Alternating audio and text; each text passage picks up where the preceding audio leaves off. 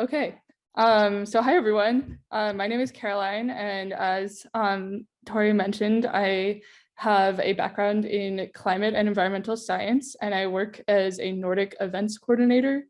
But before I present, I am not representing any of the views of my organization. All of my views are my own. So a little bit about me. I grew up in the Adirondack Park of Northern New York State, which is a state park that is one of the only parks in the US where people live, and it's also a very protected land. And so I grew up enjoying the outdoors and developed a passion for climate change pretty early because I am a ski racer. As I grew up, I kind of noticed the winters getting noticeably shorter and less predictable and less snowy. And that's obviously bad for skiing, especially cross-country skiing, which relies more heavily on natural snow. And so I studied environmental science and focused on climate change and environmental policy. And post-graduation, I have found work both in environmental advocacy as well as sport management. And I am also a ski coach, pictured in the top right of the screen.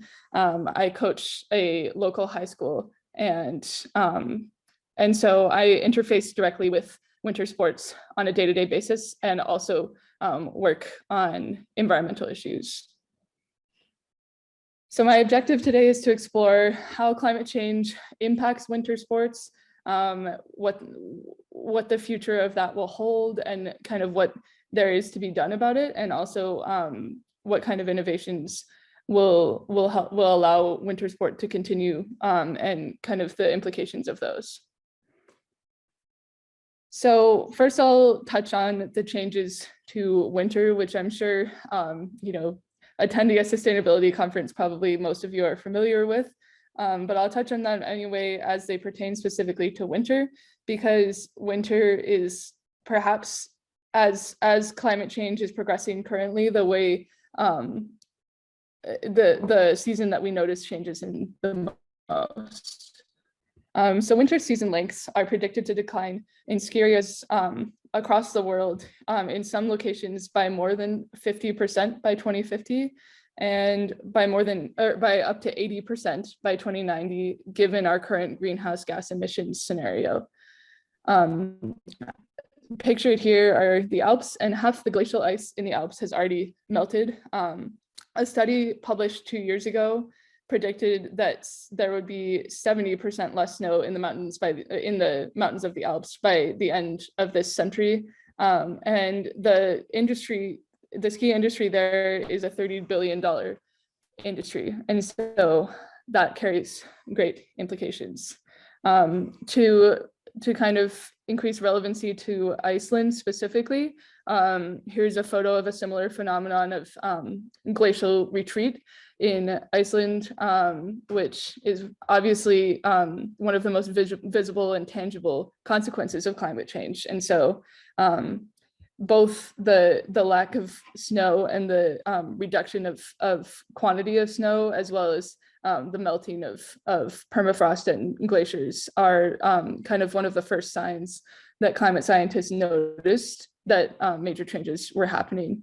And it's predicted that Icelandic glaciers may disappear entirely in the next 100 to 200 years. So what challenges does this pose for recreation and sport? How will this impact both recreational skiing, competitive skiing, high-level competitions such as the Olympics and World Cups? And how do these impact athletes, organizing bodies of sport? And how will climate change continue to exacerbate the challenges that we're already facing in sport? So climate change obviously poses an imminent threat, an existential threat to life as we know it in many, many ways. But one of those is winter sports. And especially, I'll focus mostly on downhill and cross-country skiing, though other winter sports are also impacted. All different types of skiing, freestyle, alpine, all sports that require snow obviously will be impacted by climate change. So warming winters pose a number of challenges for winter recreation areas.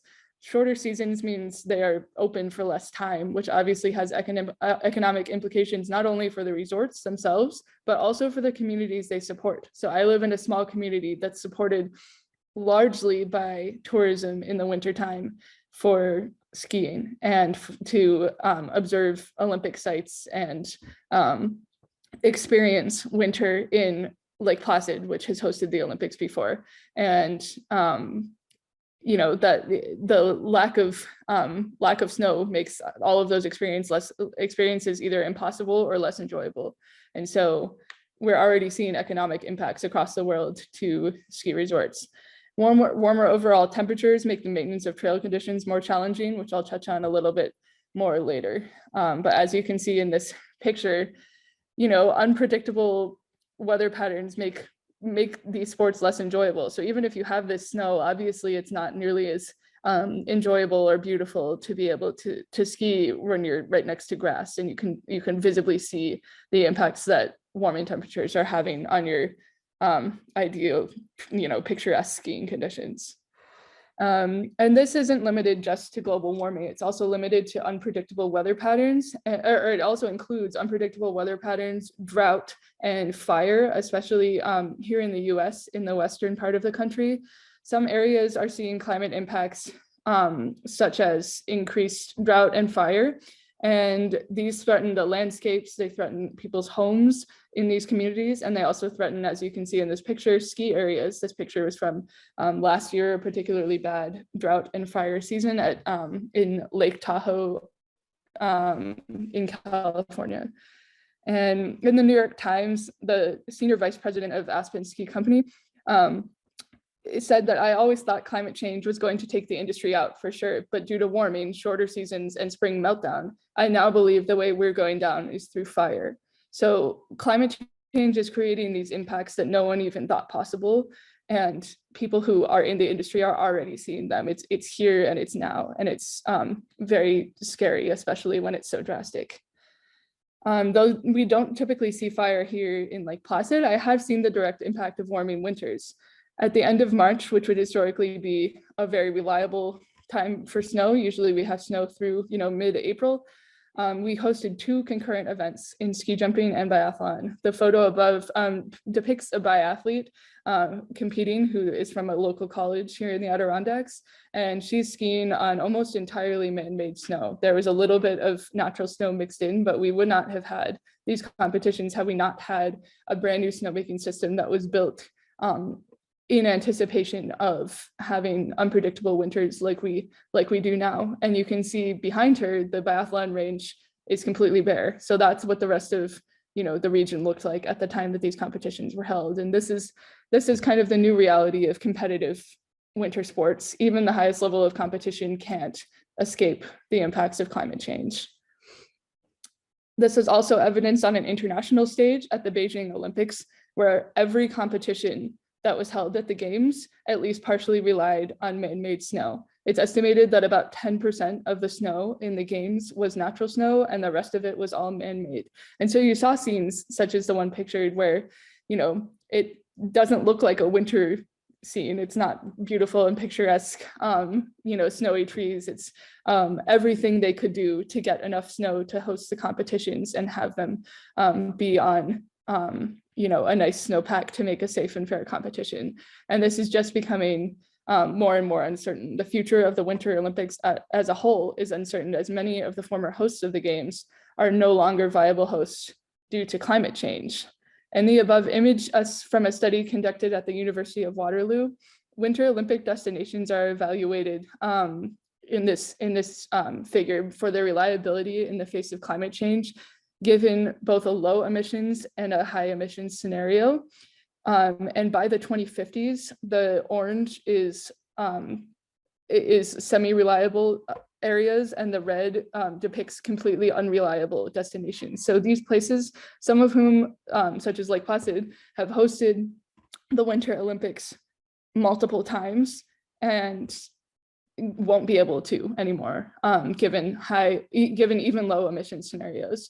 And so this is obviously very problematic, because given the amount of work and effort and years of planning it requires to host the Olympic Games, fewer and fewer destinations will be able to do so. And so we'll be relying more on those destinations to host the Games. So the Games might look different very shortly, because 2050 is, very, very soon. And so what are we to do about all of this?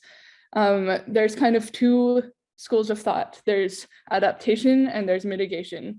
And obviously the impacts that we're already seeing now aren't going away, and they're not going to get better anytime soon. And so adaptation is very heavily relied upon in sport, especially because in order to continue having competitions, to continue recreating and enjoying the winter we have left, and taking advantage of winter while we still have the ability to do so, there needs to be kind of creative solutions. And so one of these, the most obvious of these, is man-made snow. Ski areas have been employing man-made snow for decades, but nowadays rely more on man-made snow than they ever have before. And it typically used to only impact downhill ski resorts. Man-made snow is how the resort opened with a good snowpack in the beginning of the year, and how it stayed open and kind of built up that snowpack so they could stay open throughout the springtime as well. And now increasingly cross-country ski resorts, such as the one here in Lake Placid where I work, are starting to rely more on snowmaking systems as well. Cross-country skiing typically, kind of prides itself as being the sustainable sport of the two, because of its lack of need to rely on these snowmaking systems. But now, in order to accomplish the goals in hosting sport and to keep these resorts economically viable, many of them are relying on snowmaking systems. And though these technologies help extend the season, it comes at a price. Snowmaking is expensive in time, it's expensive in resources, and it's also and especially expensive in water. Obviously, you can't just pull water out of thin air, and so snowmaking systems rely on reservoirs. And many snowmaking systems, especially, harkening back to the photo of the ski resort on fire last year, snowmaking systems out in the West Coast are relying on water, which is very scarce. And so these technologies, though they help the season extend, it becomes kind of an ethical question of whether we should even use these systems, because they're using water that could be used for drinking water. It could be used for agriculture. It could be used for things that are arguably, not arguably, that are decidedly more vital to our survival. And so it just goes to show that there's only so much we can do in terms of, innovating our way out of this. And unfortunately, on the track that we're on, there are many, many ski resorts across the world that will not be able to persist much longer. And by 2050, we'll see the closure of many different ski resorts. So the other option, in addition to adaptation through innovation, is mitigation of climate change, and also activism in sport to encourage measures to adapt and mitigate to climate change as a whole. So this can mean a lot of things, and we could be here all day if I touched on them all. But I want to emphasize how athletes all over the world and governing bodies and also host venues are working to reduce the impacts of climate change. Now, this has faced some controversy recently because certain Olympic venues are held to a certain standard by the International Olympic Committee, where they are asked to meet sustainability standards, and those are becoming increasingly stringent as climate change becomes increasingly bad. And so for venues that host future Olympics, they must agree to very stringent sustainability standards. And unfortunately, a lot of recent host venues have not been adhering to those standards. And statistically speaking, instead of getting more sustainable, the Olympic Games have actually gotten less sustainable. And so this lends itself to athletes and also just citizens who enjoy recreation participating in campaigns, whether political, apolitical, whether it's just awareness raising campaigns or speaking with their elected representatives. I've experienced athletes speaking on international stages at the United Nations COP, and on other measures. And you know, a lot of these athletes have taken on the charge of climate change as a whole. So they know that climate change is much more than sport. It's an ethical issue. It threatens the lives and the livelihoods of people all over the world, and it does so inequitably. And so a lot of athletes have taken to fighting for this cause, because not only does it threaten their life and their livelihood, but also does so much more imminently for people all over the world. And so a popular organization that does this type of work is Protect Our Winters, which I believe only operates in North America. But their model is very powerful, where they have athlete spokespeople who talk about how they've seen these impacts firsthand as they travel the world, going to all of these venues that used to have all of the snow and reliable winter and no longer do. And then pictured on the right is a campaign actually right here in the Adirondacks called I Am Pro Snow, which is a sub-campaign of the Climate Reality Project, where I was involved with a campaign to kind of raise awareness about climate change's impacts here locally. And it's actually a very effective way to get people to care about an issue that obviously has much larger implications. And so to get people on board by saying, hey, you know, this thing that you like really love and that you do all the time, and that's, you know, the reason why you live where you live, it might not be here. And that kind of lights a fire under people, and suddenly you have a lot more supporters of taking action on climate. And so both athletes and recreational skiers, boarders, riders, etc., have participated in these kind of campaigns, and that's really powerful to see, and I think gives a lot of hope in what is otherwise, you know, a very unfortunate and kind of doomsday scenario. So with that, I would like to thank you for having me, and I can take any questions that people might have.